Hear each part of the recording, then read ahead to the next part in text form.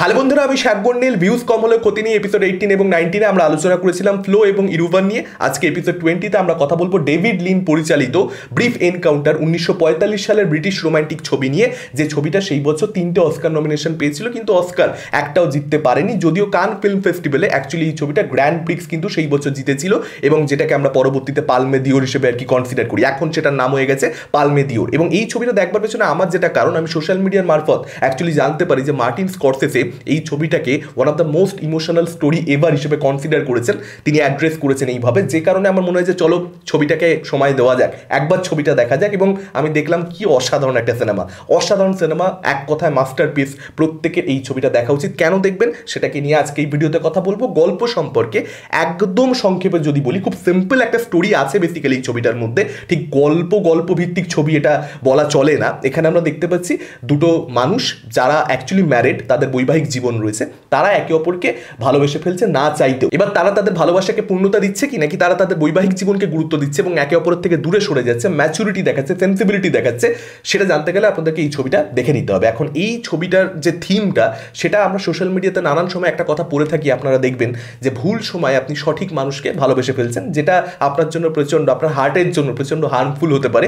এবং সেটাকেই এই পরিচালক এই ছবির মাধ্যমে এক্সপ্লোর করতে চেয়েছেন। অ্যাকচুয়ালি নোয়েল কাওয়ার্ডের লেখা একটা প্লে, সেটাকে অবলম্বন করে এই পার্টিকুলার ছবির চিত্রনাট্য পরিচালক তৈরি করেছে। এই সিনেমাটা যে একবার দেখবে সে কোনোদিন সিনেমাটা ভুলতে পারবে না। তার যেটা প্রধান কারণ সেটা হচ্ছে এই সিনেমাতে ভয়েস ওভারের ব্যবহার। মানে পুরো ছবিটাই দাঁড়িয়ে আছে হচ্ছে প্রোটাগনিস্টের ভয়েস ওভারের উপরে। গোটা ছবিটা ভয়েস ওভারে, মানে সে কি ফিল করছে প্রত্যেকটা মোমেন্টে, সে তার মনের মধ্যে কথাগুলোকে বলছে এবং সেটা আমরা অ্যাকচুয়ালি বুঝতে পারছি তার ফিলিংসটা। যে কারণে এই ছবিটা যেভাবে, মানে একটা সিনেমার সব থেকে বড় উদ্দেশ্য কি, পরিচালকের কি থাকে, যে পুরো সিনেমার ওয়ার্ল্ডে যেন অডিয়েন্স এতটা বেশি ইনভেস্টেড হয়ে যায় যে সে যাতে নিজের যে জীবনটা, অডিয়েন্স তার নিজের জীবনটা সম্পূর্ণরূপে ভুলে যায়। এবং এই ছবিটা সেটা দুর্দান্তভাবে করতে পারে। মানে সেটা হয়েছে এই ভয়েস ওভারের জন্য। এই প্রোটাগনিস্টের লাইফে এমনভাবেই আমি ঢুকে গেছি, আমার মনে হচ্ছে যেন আমি প্রোটাগনিস্টের মতো করে ভাবনা চিন্তা শুরু করে দিচ্ছি। প্রোটাগনিস্ট যেভাবে ফিল করছে আমি সেম ফিল করছি জাস্ট তার সঙ্গে সঙ্গে, যেটা কিন্তু খুব কম সিনেমা পারে, খুব কম সিনেমা। একটা ডিস্টেন্সটা প্রোটাগনিস্টের সঙ্গে বা সিনেমার চরিত্রগুলোর সঙ্গে অডিয়েন্সের থেকেই যায়, অডিয়েন্সের একটা র্যাশনাল থিঙ্কিং চলতে থাকে। কিন্তু এই ছবিটা আপনার যে থিঙ্কিংটা, আপনার যে থট প্রসেস বা আপনি পরকীয়াকে কীভাবে দেখেন না দেখেন, সেইগুলোকে একদম সম্পূর্ণরূপে মানে আপনার মধ্যে থেকে জাস্ট বের করে দেবে, আউট করে দেবে এবং আপনাকে প্রোটাগনিস্ট যা ফিল করছে সেটা ফিল করতে বাধ্য করে। মানে অ্যাট টাইমস আপনার মনে হবে যে ভাই এরা পরকীয়া করছে বটে, তবে এদের যেন মিলটা হয়ে যায়, মানে এরা যেন, এদের ভালোবাসা যেন পূর্ণতা পায়। এদের স্বামী বা এদের স্ত্রী কি ফিল করবে সেটা নিয়ে আপনি ভাবিতই নন, কারণ এদের প্রেমটা এত সুন্দরভাবে দেখানো হচ্ছে। এবং প্রেমটাকে মানে এখানে না, নর্মালি সিনেমার মধ্যে প্রেম বলতে যেভাবে লাভ মোমেন্ট ডিজাইন করা হয়, এখানে সেভাবে করাই হয়নি। দুটো মানুষ যেহেতু একে অপরকে ভালোবাসার তাদের কোনো ইন্টেনশনই নেই, যেহেতু তারা ম্যারিড, যে কারণে জিনিসটা এতটা সাটেলভাবে হচ্ছে এবং এতটা স্বাভাবিক কনভারসেশনের মাধ্যমে হচ্ছে, অথচ তারা একে অপরের প্রেমে পড়ে যাচ্ছে।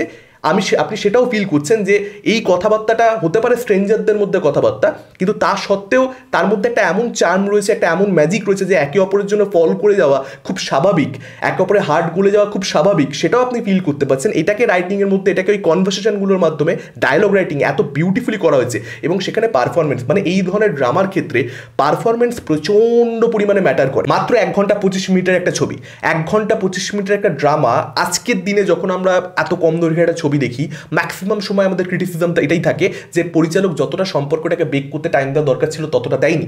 কিন্তু পারফরমেন্সের যদি ভালো হয়, যদি সিন ভালোভাবে লেখা হয়, একটা সিন, একটা চরিত্র সম্পর্কে কিংবা একটা ছোট্ট নুয়ান্স, অভিনেতার ফেশিয়াল এক্সপ্রেশন একটা সার্টেন চেঞ্জ এত কথা বলে দেয় যে আপনার হয়তো 2 ঘন্টা লাগবে না, আপনার হয়তো 2.5 ঘন্টা লাগবে না, 1 ঘন্টা 25 মিনিট এনাফ। সেটাই ব্রিফ এনকাউন্টারের মতন ছবি আমাদেরকে বোঝায়। এখানে সিলিয়া জনসনের যে ক্যারেক্টারটা, মানে সে এত ভালো পারফরমেন্স দিয়েছে, যেহেতু সে পরকীয়া করছে অথচ সে ভালোবাসছে, তার ভালোবাসাটাকে, যেটা আমি শুরুতেই বললাম যে ভালো যখন আপনি বেসে ফেলবেন আপনি সেটাকে কোনোভাবে আটকাতে পারবেন না। এই ফিলিংটাকে কীভাবে আটকাতে হয়, বন্ধ করে দিতে হয়, নিজের হার্টকে আপনি কি করে বলবেন যে এই মানুষটার জন্য আপনি কিছু ফিল করবেন না, এটা সম্ভব নয়। ওটা একটা শারীরিক এবং একটা অদ্ভুত একটা প্রক্রিয়া, যেটাকে আপনি কিছুতেই কন্ট্রোল করতে পারবেন না। তো সেই যে একটা ভালনারেবল স্পেস, অভিনেত্রী সেই জায়গাটাকে যেভাবে নিজের পারফরমেন্সের মাধ্যমে, ফেশিয়াল এক্সপ্রেশনের মাধ্যমে, তার বডি ল্যাঙ্গুয়েজের মাধ্যমে তুলে ধরেছে। কারণ যখনই আপনার মানসিক স্ট্রেসটা অনেক বেশি হয়ে যাবে, আপনার অনেক মহিলাদের ক্ষেত্রে হয়, অনেক পুরুষদের ক্ষেত্রেও এই জিনিসটা আমরা দেখতে পাই যে তার শরীরের উপরে সেটা একটা ইম্প্যাক্ট পড়ে, মানে তার শরীরও একটা সার্টেন ওয়েতে বিহেভ করতে শুরু করে, মানে তার মনে হতে শুরু করে যে আমার শরীরটা খারাপ লাগছে। সেই অভিনয়টা যেভাবে এখানে সিলিয়া জনসন করেছেন, ব্রিলিয়ান্ট। আমি বিশ্বাসই করতে পারি না যে এইরকম একটা পারফরমেন্স নমিনেশন পাওয়ার পরেও অস্কার পাই। অ্যাকচুয়ালি এই সিনেমার মধ্যে ডিরেক্টর, রাইটার তারা অডিয়েন্সের যে মাইন্ড, অডিয়েন্সের যে মোরাল কম্পাস সেটাকে নিয়ে খেলেছে। মানে পরকীয়ার গল্প আমরা প্রচুর দেখেছি, কিন্তু সেখানে নর্মালি কি দেখানো হয় যে ফ্যামিলি লাইফটা খারাপ, ধরুন করে পুরুষ চরিত্র বা নারী চরিত্র তারা যদি পরকীয়া করে, দেখানো হয় তার বউ খারাপ বা তার বর খারাপ, তাকে যথেষ্ট সময় দেয় না, শান্তি দেয় না, যে কারণে সে বাইরে গিয়ে এরকমটা করছে। তখন অডিয়েন্স হিসেবে আমরাও কোথাও ফিল করে যাচ্ছে, ঠিক আছে এরকমটা হতেই পারে, মানে এটা এই পরকীয়াটা পূর্ণতা পাক, এই সম্পর্কটা পূর্ণতা পাক, এদের ভালোবাসা এক্সিস্ট করুক।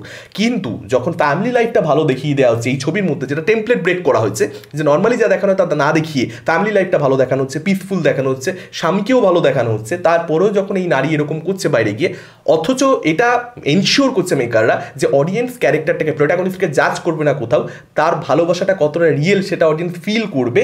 এখানে তো মোরাল কম্পাস ঘেটে যাচ্ছে, কারণ আমরা কেউই পরকীয়াকে সাপোর্ট করি না, প্রমোট করি না, কিন্তু তবুও ভালোবাসাটা আমাদের এতটা বেশি ভালো লাগছে, এতটা কনভিন্সিং হয়ে যাচ্ছে বিষয়টা, যে আপনি ওই পরকীয়া সম্পর্কের জন্য ফিল করতে বাধ্য হচ্ছেন। সব থেকে টাফ যে ক্লাইম্যাক্সটা হতে পারত সেটাই পরিচালকরা এখানে দিয়েছেন ছবিটাকে। সব থেকে মানে আনথিঙ্কেবল যে জিনিসটা হতে পারতো ক্লাইম্যাক্সে, সেটাই এই ছবির শেষ ভাগে গিয়ে হয়, এবং সেটাই এই ছবির সবচেয়ে বড় ট্র্যাজেডি। মানে এখানে ক্লাইম্যাক্সটা, আপনারা প্রথম কথা হচ্ছে স্ক্রিন প্লে লেভেলে বিশাল খেলা হয়েছে। মানে নর্মালি একটা রোম্যান্টিক ড্রামাতে স্ক্রিন প্লেতে এখানে যে ধরনের খেলা হয়েছে সেটা দেখতে পাওয়া যায় না। অ্যাকচুয়ালি গল্পটা যেখানে শেষ হয় তার 10 মিনিট আগের থেকে ছবিটা স্টার্ট হচ্ছে।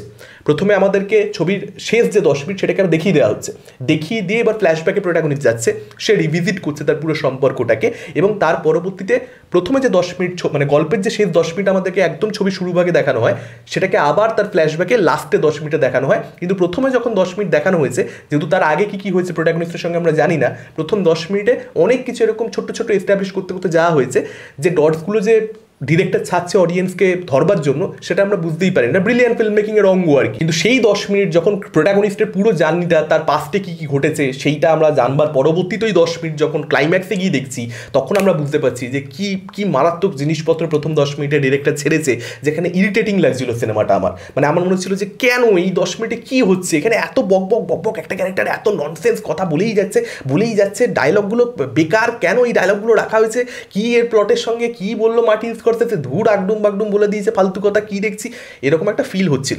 কিন্তু হ্যাঁ, মনের মধ্যে একজন সিনেফাইল হিসেবে এটাও জানি যে অনেক ছবিতে এরকম হয় যে আপনি প্রথমে জুড়তেই পাচ্ছেন না, কিন্তু যখন আপনি একবার ছবিটার সঙ্গে জুড়ে যান, তারপর যে ম্যাজিকটা হয়, মানে অনেক ক্ষেত্রে মিস ডিরেকশন ইচ্ছা করে পরিচালকরা তৈরি করে। এই ছবি প্রথম 10 মিনিটে সেটাই করা হয়েছে। তো স্ক্রিন প্লে লেভেলে বিশাল এখানে খেলা হয়েছে, যেটা আমাকে অদ্ভুত মানে লেগেছে, আমার অবাক করেছে আমাকে, এবং সেটা কেন করা হয়েছে তার কিন্তু প্রপার ব্যাখ্যা রয়েছে। মানে অনেক ক্ষেত্রে আপনার জীবনে, মানে ধরুন আজকে আপনার জীবনে একটা খুব ইম্পর্টেন্ট ইভেন্ট ঘটলো, এবার সেটাকে আপনি একরকমভাবে রিসিভ করছেন, সেটাকে আপনি একরকমভাবে নিজের মনের মধ্যে অ্যানালাইজ করছেন, যাচ্ছে এইটা আমার সঙ্গে হলো, এটার ভালো দিক, এটার খারাপ দিক, বা সম্পূর্ণটাই খারাপ বা সম্পূর্ণটাই ভালো। কিন্তু সেই ফিলিংটা আলটিমেট নয়, কারণ আপনার জীবনে সদ্য ঘটনাটা ঘটেছে, সেখানে আপনি অনেক বেশি আবেগবহুল, আপনার ভাবনা চিন্তার মধ্যে সেই ক্ল্যারিটিটা নেই, ব্রেন আপনার সেটার মধ্যে কোনো ইম্প্যাক্ট রাখছে না, সম্পূর্ণরূপে হার্ট ইম্প্যাক্ট রাখছে। কিন্তু যখনই আপনি আপনার জীবনের 7 মাস আগে, 10 মাস আগের বা 5 বছর আগের একটা ইভেন্ট নিয়ে ভাবনা চিন্তা করবেন, সেই ভাবনা চিন্তার মধ্যে আপনি যখন ফিরে তাকাবেন, আপনার সিদ্ধান্তগুলোকে আপনি জাজ করবেন, তখন কিন্তু আপনার ভাবনা চিন্তার মধ্যে একটা ক্ল্যারিটি থাকবে। সেখানে শুধুমাত্র হার্ট নয়, তার সঙ্গে সঙ্গে ব্রেনও একটা ইম্প্যাক্ট রাখবে, যেটা প্রোটাগনিস্টের ক্ষেত্রে হচ্ছে। যে কারণে এই রিভিজিট করানো স্ক্রিন প্লের মধ্যে এই ডিসিশনটা এই কারণেই, যে শুধুমাত্র সে আর হার্ট দিয়ে তার এই যে পরকীয়া সম্পর্কটা সেটাকে নিয়ে ভাবছে না, তার সঙ্গে সঙ্গে তার ব্রেনও সেটার মধ্যে, সেই ভাবনার মধ্যে একটা ইম্প্যাক্ট রাখছে, এবং সঙ্গে সঙ্গে সেই মরাল কম্পাসের জায়গাটা চলে আসছে। তো ব্রিলিয়ান্ট স্ক্রিন প্লে রাইটিং, এবং তার সঙ্গে সঙ্গে ক্লাইম্যাক্সটা, মানে ক্লাইম্যাক্সটা নিয়ে তো আমি বললামই অলরেডি কথা। ক্লাইম্যাক্সে একটা দৃশ্য রয়েছে যেখানে মানে অ্যাকচুয়ালি পুরো সিকোয়েন্সটার মধ্যে একটা নারী চরিত্র সে প্রচুর বেশি বকবক করছে, যেটা প্রোটাগনিস্টকে প্রচণ্ড পরিমাণে ইরিটেট করছে, এবং প্রথম 10 মিনিটে সেটা অডিয়েন্সকে ইরিটেট করে, যেটা কথা আমি বললাম। কিন্তু সেই ইরিটেশনটা জাস্ট কিছু নয়, যখন লাস্ট 10 মিনিটে ওই পার্টিকুলার ইভেন্টটা আবার ফিরে আসবে, এবং সেখানে আপনার প্রোটাগনিস্টের জন্য যে ফিল করা, এবং প্রোটাগনিস্ট কতটা ইরিটেটেড হচ্ছে, কতটা তার বেকার লাগছে এই মহিলার বকবক, সেটা যখন আপনি কানেক্ট করতে পারবেন, ওই প্রোটাগনিস্টের জায়গায় নিজেকে বসিয়ে দেখবেন, আপনার জাস্ট মনে হবে যে মেরে দিই এই নারী চরিত্রকে, যে এত বকবক করছে, কেন এত বকবক করছে, সেখানে আপনার রাগ চলে আসবে এবং তার সঙ্গে সঙ্গে সেই রাগ, তার সঙ্গে সঙ্গে প্রোটাগনিস্টের যে খারাপ লাগা, তার যে দুঃখ, এবং একটা দৃশ্য রয়েছে যেখানে প্রোটাগনিস্ট ওই বকবক সহ্য না করতে পেরে রেস্টুরেন্ট থেকে বেরিয়ে যাবে এবং বেরিয়ে গিয়ে জাস্ট ট্রেনের সামনে গিয়ে দাঁড়াবে। সেই দৃশ্যে কি হচ্ছে, খুব ইম্পর্টেন্ট একটা দৃশ্য গোটা সিনেমার, আমি ডিটেলসে বলছি না। সেই দৃশ্যটাতে যেরকম লাইটিং করা হচ্ছে, সেখানে অভিনেত্রীর যেরকম পারফরমেন্স, যেভাবে স্টেজ করেছে পুরো দৃশ্যটাকে, এবং ওই ট্রেনে চলে যাওয়া ঝিকঝিক ঝিকঝিক ঝিকঝিক ঝিকঝিক করতে করতে সেই সাউন্ডটাকে, ক্যারেক্টারটার যে মাইন্ড স্পেসটা, সেখানে যে একটা উথাল পাথাল চলছে ক্রমাগত, সেটাকে যেভাবে অ্যাড্রেস করেছে ওই ট্রেনে যাওয়ার যে সাউন্ড, সেটাকে দিয়ে কুঝিকঝিক দিয়ে, ব্রিলিয়ান্ট ফিল্ম মেকিং। এখন এটা আমার বলা ঠিক কিনা আমি জানি না, কিন্তু পুরুষরা ভালোবেসে ফেলে অনেক সত্যতত্ত্ব ভুলে গিয়ে কি হওয়া উচিত নয়, এত ক্যালকুলেশনে যায় না। ভালোবাসার হলে, ভালোবাসতে ফিল করলে ভালোবেসে ফেলে, কিন্তু নারীরা কিন্তু অনেক কমপ্লিকেটেড। হ্যাঁ, মানে তারা কিন্তু অনেক রকম ভাবনা চিন্তা করে তারপরে আর কি ভালোবাসে, এবং যদি তারা এই ক্যালকুলেশনগুলো না করে এবং তারা পুরুষরা যেভাবে হঠাৎ করে ভালোবেসে ফেলে, সেইভাবে যদি নারী এই কাউকে ভালোবেসে ফেলে, সেই ভালোবাসাটার যে ম্যাজিক, সেই ওম্যান ইন লাভ, সেই যে পোর্ট্রেয়ালটা, মানে সেটাই এই ছবির মধ্যে এক্সপ্লোর করতে চেয়েছেন পরিচালক, এবং ব্রিলিয়ান্টলি তিনি সেটা করেছেন। মানে এখানে একটা জায়গা রয়েছে যেখানে এই নারী, এই প্রোটাগনিস্ট, সে স্বপ্ন দেখছে, সে নিজের মতো করে ভাবছে, স্বপ্ন দেখা ঠিক নয়, সে ভাবছে যে আমি এরকম সুন্দর সুন্দর মোমেন্ট এই পুরুষটির সঙ্গে, এই পার্টনারটির সঙ্গে কাটাতে চাই, এবং সেই জায়গাগুলো এত রোম্যান্টিক, এত বিউটিফুল, এবং সেখানে ব্যাকগ্রাউন্ড মিউজিকের কাজ এত ভালো, মানে গোটা ছবিতে ব্যাকগ্রাউন্ড মিউজিক টেরিফিক, মানে একটা বলে না মাস্টারপিস। আমি এমনি বললাম না, সব ডিপার্টমেন্টে কাজ এত ভালো, আপনি ছবিটা না দেখলে, নাহলে 1 ঘন্টা 25 মিনিটের ছবি নিয়ে এতক্ষণ কথা বলছি, এটা হতে পারে না যদি সেটার মধ্যে কিছু না এক্সট্রাঅর্ডিনারি থাকে। আর এই ছবিটার ক্ষেত্রে যেটা হয়, মানে কিছু সিনেমা এরকম হয় যেগুলো ভালো ছবি, জাস্ট সেখানে আপনি ক্যারেক্টারের জন্য একটা ইমোশনাল ফিল করলেন সিনেমাটা দেখাকালীন, ব্যাস ঠিক আছে, গল্প শেষ ওখানে।